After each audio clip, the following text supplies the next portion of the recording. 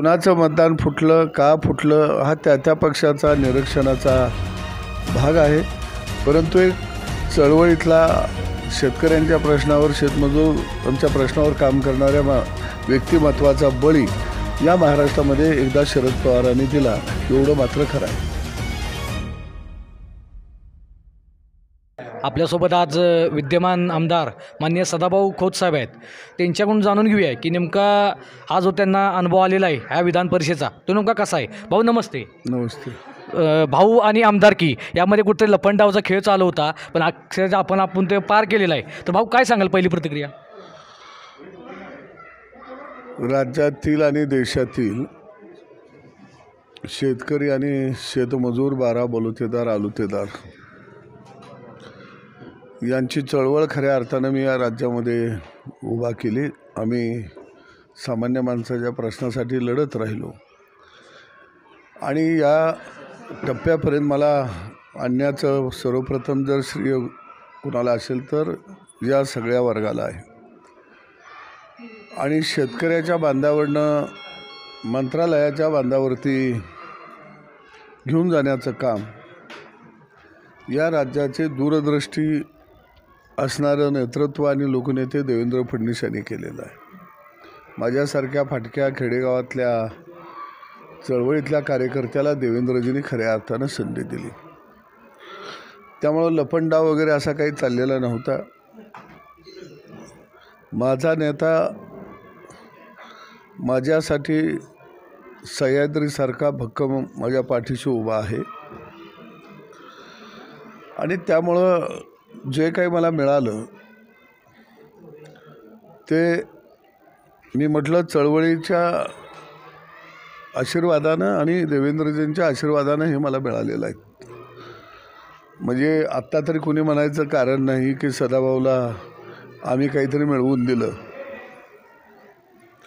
कारण नेतृत्वावरती विश्वास ठेवल्यानंतर, विश्वासानं चालल्यानंतर, विश्वासाला पात्र राहिल्यानंतर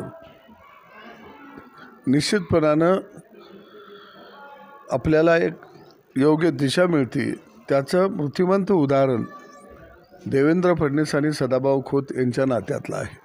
भाऊ, महाराष्ट्रात कित्येक असे नेते आहेत की त्यांना आमदारकीचं स्वप्न पडतं आहे, पण सदाभाऊ खोत यांनी देवेंद्र फडणवीस साहेबांना असं काय प्रेमात पाडलं आहे की त्यांना प्रत्येक वेळेला ही संधी मिळते, असं काय भुरळ गाठलेली आहे. मला स्वप्न पडत नसतात, मी स्वप्न पाहत नसतो, मी कृती करत असतो. एक दिशा मी ठरवली की त्या दिशेनं मी चालत असतो. माणसाच्या आयुष्यामध्ये दोन वाटा आहेत, एक मळलेली वाट आहे आणि एक काट्याकुट्याची वाट आहे.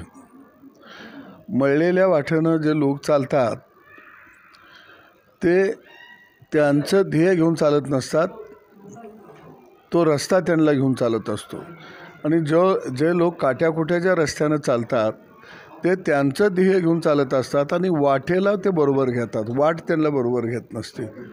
आणि म्हणून देवेंद्र फडणवीस आणि माझं जे नातं आहे ते कौटुंबिक नातं आहे, भावनिक नातं आहे, जिव्हाळ्याचं नातं आहे आणि दुसऱ्या बाजूला एक लढाऊपणाचं नातं आहे.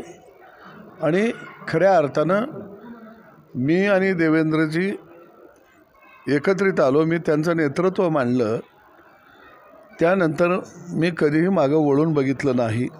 आणि माझा एक स्वभाव आहे की ज्या नेतृत्वाजवळ आपण जायचं त्या नेतृत्वाशी प्रामाणिक राहायचं, जोपर्यंत ते नेतृत्व आपल्याला जवळ ठेवत आहे, सांभाळत आहे.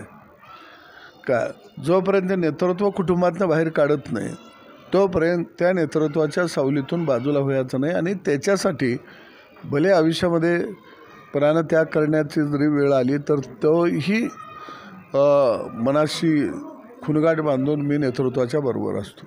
भाऊ, आता एक तर पहिली मॅच जिंकलेली आहे, आता आपल्या सगळ्यांच्याकडे वेध आहेत ते मंत्रिमंडळ विस्ताराचा, मग त्यात सुद्धा सदाभाऊंना संधी मिळणार का. देवेंद्रजीने मला एक वेळा संधी दिली, चांगली संधी दिली. मला डायरेक्ट मंत्री केलं आणि नंतर मला आमदार केलं. तर मी मगाशीच सांगितलं की मी स्वप्नाळू प्राणी नाही, मी स्वप्न पाहत नाही, मी ध्येय घेऊन चालत असतो. त्यामुळं देवेंद्रजी हा माझ्या दृष्टीनं सर्वस्व आहे. तो माणूस किंवा त्या व्यक्तिमत्वानं उंच उंच शिखर पार करावेत आणि त्याच्यासाठी आपल्याला जे काय करता येईल ते करण्याची शक्ती परमेश्वरानं द्यावी अशी भावना बाळगण्यापैकी मी कार्यकर्ता आहे. मी लाभधारक आणि लोभीधारकांच्या यादीमध्ये नाही आहे. भाऊ, आपण विधान परिषद दुसरी आपली टर्म आहे. पूर्वीची विधान परिषद आणि आत्ताची विधान परिषद यामध्ये काय फरक? कारण ह्या विधान परिषदेला बराचसाच रस्सीखेच झाला.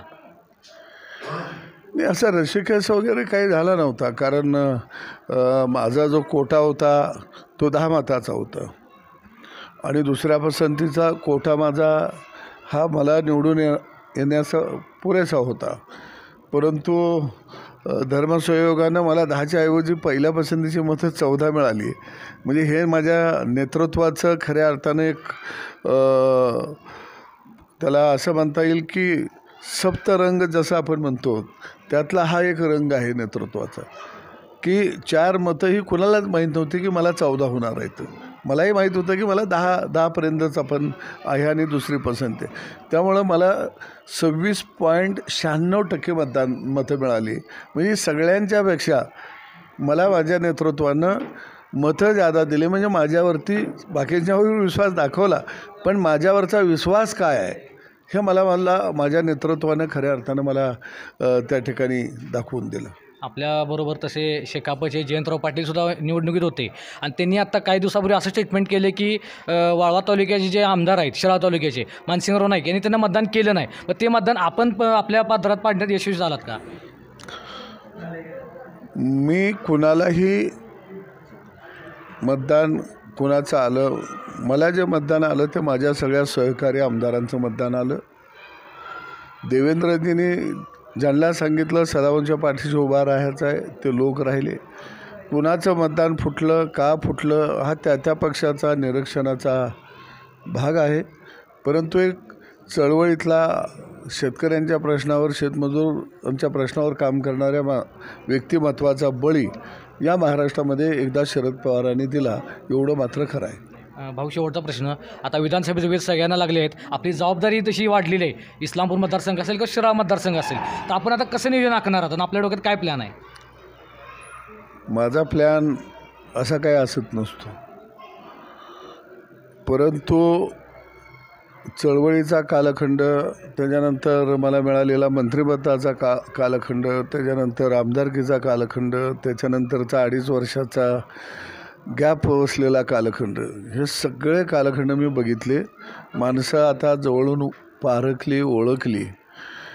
त्यामुळं निश्चितपणानं सावध ऐका पुढल्या हाका कुसुमाग्रजांच्या कवितेसारखं आता प्रत्येक पाऊल हे योग्य पद्धतीनं निश्चितपणानं भविष्यकाळामध्ये टाकलं जाईल आणि जे जीवाभावाचे कार्यकर्ते होते त्यांना बळ दिलं जाईल. मग ते भले माझे फाटके असले तरी चालतील काय, परंतु त्या कार्यकर्त्यांना मी आता अंतर येऊ देणार नाही. पहिल्यांदा मला माझ्या कार्यकर्त्यांना एकत्रित करायचं आहे, त्यांना मला ताकद द्यायची आहे आणि भविष्यकाळामध्ये जे काम असेल जनतेसाठी तर निश्चितपणानं आम्ही करणार आहोत, शेतकऱ्यांच्यासाठी निश्चितपणानं काम करणार आहोत.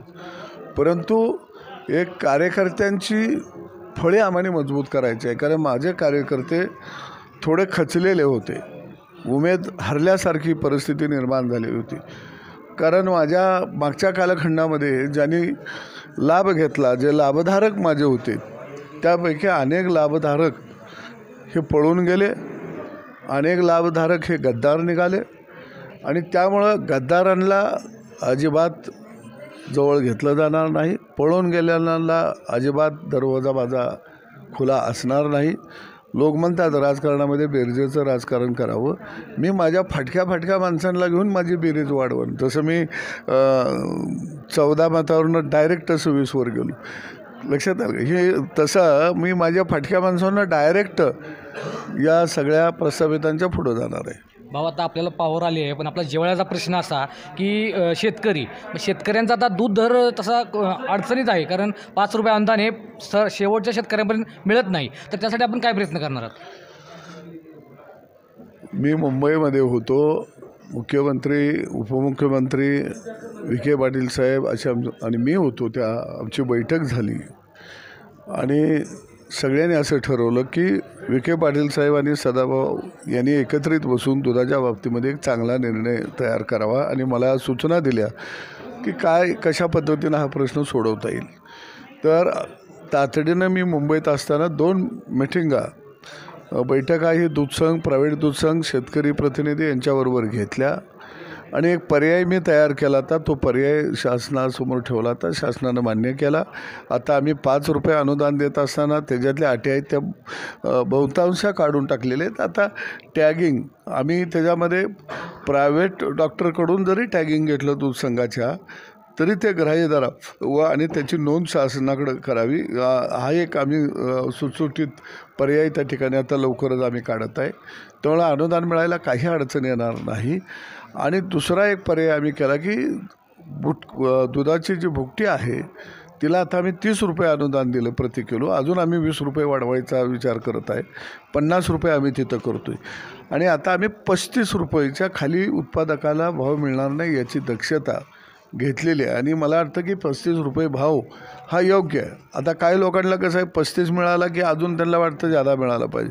बरोबर आहे, पण ती परिस्थिती नाही. आज राज्यामध्ये अतिरिक्त दूध जवळजवळ 50 लाख लिटर आहे आणि ही परिस्थिती देशभर आहे.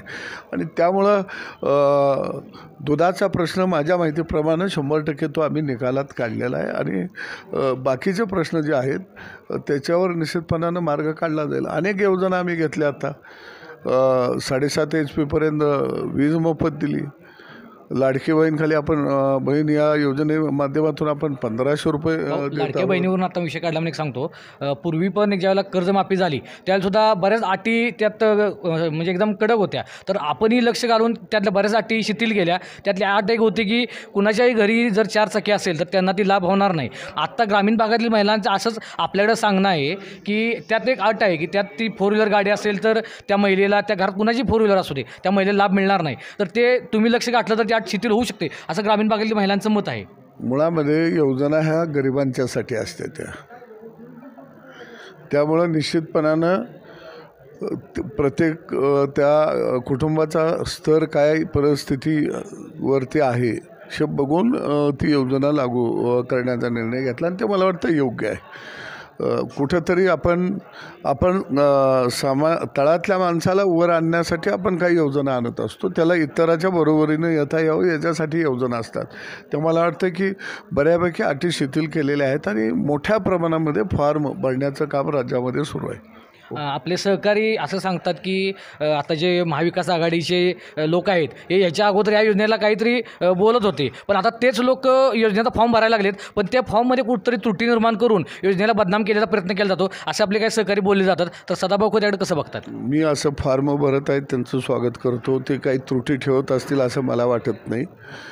आता ते सगळे लाडके भाव आहेत आमचे विरोधक जरी असले तरी आता भाऊ बहिणीच्या मागे येणारच की, त्यामुळे त्याच्यात काही मला कुणाला दोष द्यायचा नाही. धन्यवाद. ओके, तर हे होते सदाभाऊ खोत यांनी मनमुरादपणे एव्हीएन मराठीशी सांगताना कशा पद्धतीनं विधान परिषद व निवडणूक झाली व त्यांनी कशा पद्धतीने त्यांनी जिंकून आणली हे त्यांनी सांगितलं. एव्हीएन मराठीसाठी शीतलकुमार शेटे, रेड.